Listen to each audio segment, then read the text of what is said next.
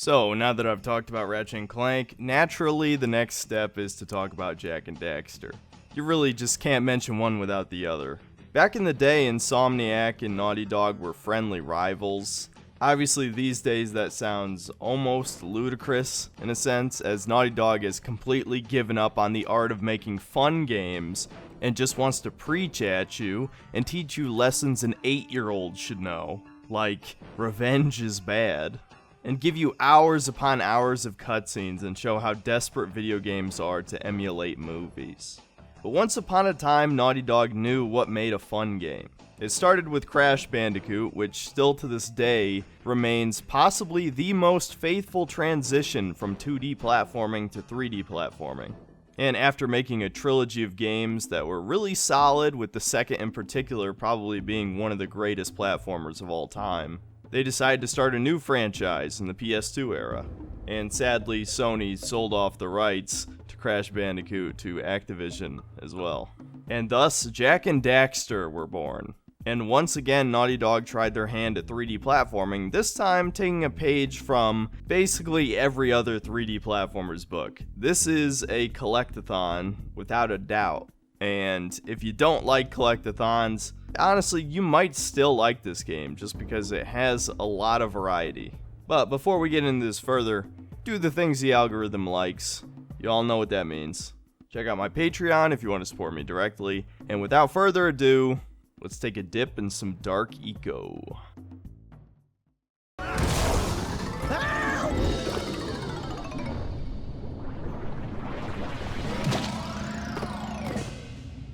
Man, that stung! I told you we shouldn't have come here, and you listened! What?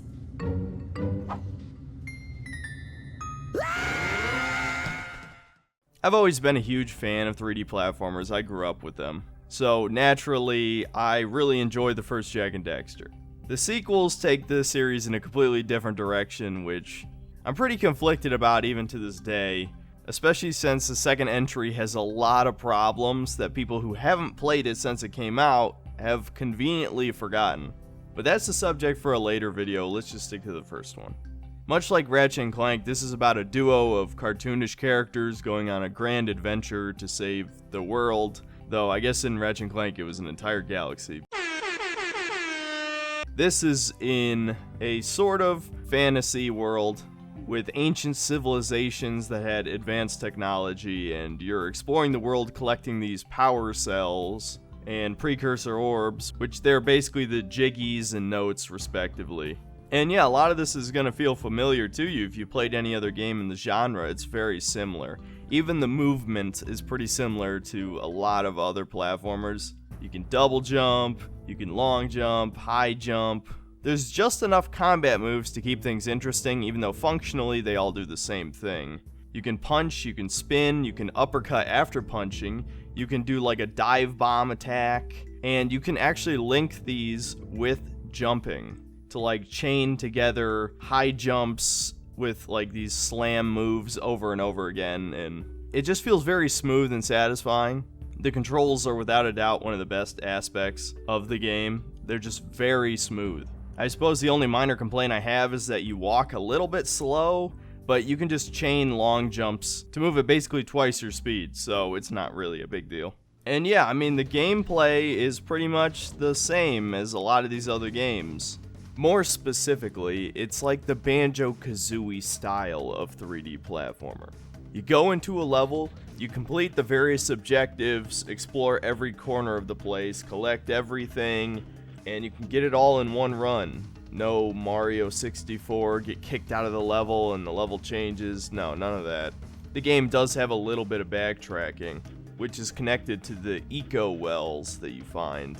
But for the most part, it's just you explore each level, grab all the precursor orbs and power cells that you can, complete these little mini quests for like the various villagers in each world, and sometimes you fight some bosses. It's very simple, but it's fun.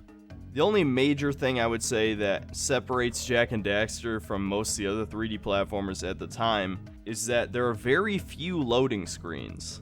Almost everything is just loaded procedurally like modern games. There's no paintings that you have to enter or platforms you have to stand on. No, you just walk to the level, and that's cool. It's lost its novelty in modern times because gaming learned a long time ago how to hide loading screens, but back in the day, it was ahead of its time. So other than just kind of like running around, punching guys, grabbing stuff, what else is there to do? Well, there are some mini games, at least a couple of which are sort of infamous, as they can be difficult for kids. Like, there's a fishing minigame very early on that, while it is completely optional, it's very important that you complete because it's the only way to get access to one of the levels in the game. You have to catch 200 pounds worth of fish and can only miss 20. And if you catch one single poisonous fish, you have to start all over again. So honestly, as an adult and, having spent countless hours playing video games, this is honestly not that hard at all. I beat it first try this time and probably the last few times I played the game, but I do remember as a kid it took me several tries. It was a pain in the ass. The controls are just a little bit too sensitive, but as long as you avoid the poisonous fish and make sure to grab the yellow fish, that's all you gotta do. There's another minigame later on where you have to shoot all these little rats that grab these cupcakes with basically this fireball power-up. And that one's a little bit of a pain in the ass because the controls, again, are just too sensitive for first-person aiming. But you're basically just spamming fireballs till the end. It's not bad.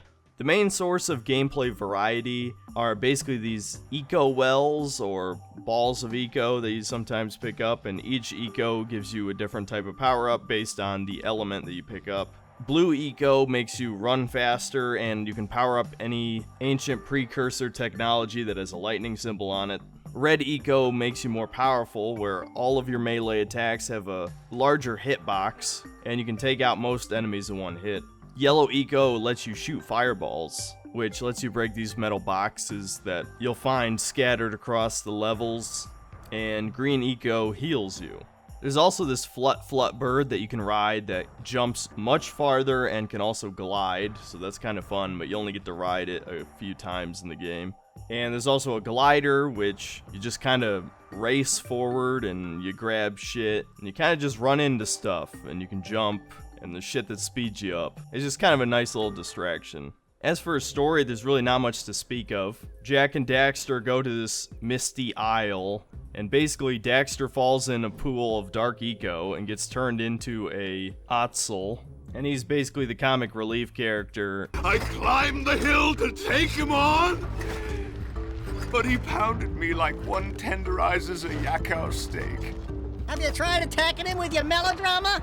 'Cause it's killing me! And doesn't really do much of anything throughout the series.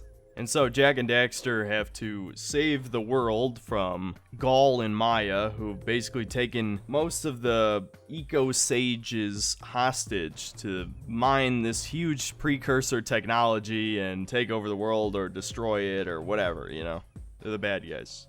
Which is very unfortunate for Daxter because Gaul is supposed to be his only chance of getting turned back into a human. I'm sure we all know that that never happens because Daxter is still an Otzel in every other game, so you can guess how that turns out. And there's really not any other story to speak of. You basically just travel to each world, discover the sage of that place has been kidnapped. Samos, the green sage, and his daughter Kira, who is basically an inventor and also the love interest, are basically your support characters who help you throughout your journey. And yeah, there's nothing else really to speak of. As with pretty much all platformers, level design is a pretty important part, and I'd say the level variety is pretty good here. There's a beach, a forest that has like a giant plant monster in it, the misty isle that our heroes were sneaking into at the beginning of the game is a completely optional level. There's an underwater city of precursor technology, which is very cool. There's also snowy mountain peaks, caves full of dark eco where you get foreshadowing to the final boss. And there's just a lot of cool stuff. It's a really decent spread of levels. And none of them are too long. You just kind of go there, you grab the stuff, and you move on to the next thing. It's not a particularly long game. You could probably beat it in about 6 hours. And yeah, I'd say definitely give it a chance if you think you like platformers. If you don't like platformers, you probably haven't watched the video this far. So yeah, I'd say go ahead and give it a shot. It's available on PS2, PS3, and PS4. Not sure about 5 yet. I'm sure it'll be there eventually. Not that Naughty Dog really cares, it's just Sony milking these games for what little they're worth. And yeah, if I had to pick a Sony franchise that needed a sequel, it'd be this series of games. There's only 4 games made by Naughty Dog, one of those 4 being a racing game, so fuck that. Then there was a PSP interquel that was just about Daxter. I never played it, but I heard it was pretty good. And then finally, another game was made basically by a middleware developer, High Impact Games, and it sucked. It didn't even feel like a Jak and Daxter game. It was a PS2 game released in 2009, so it was doomed to fail. And yeah, it was about as mediocre as you would expect. So it's sad to say that Jak and Daxter is probably PlayStation's forgotten franchise. We've seen absolutely nothing from it in 12 years. And if you don't count the shitty spin-off games that shouldn't exist, it's more like 15 years. That being said, the Jak and Daxter games are still very fun, so I'd highly recommend picking them up. And you can look back to a time where Naughty Dog made games for fun, and remember that's why people play video games, for fun.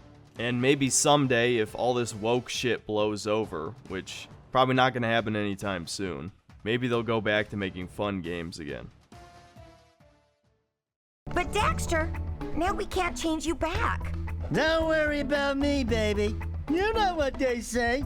Big things come in small packages. Hey guys, thanks for watching. Do the things the algorithm likes if you haven't already. Thank you to all my patrons. The next request video will probably come out in a couple weeks. I think I'll be doing Legend of Mana up next, unless it turns out to really just be not fun or interesting at all. And yeah, unless there's any major game releases I'm forgetting about, there's probably just going to be a lot of retrospective reviews for the next month or 2. I was thinking of doing Asura's Wrath sooner rather than later, along with Deus Ex, just because those have been decently long requested, and also I think everybody should see what Asura's Wrath is. That is definitely an interesting game. But yeah, I think that's it for now. I'll see you next time, guys.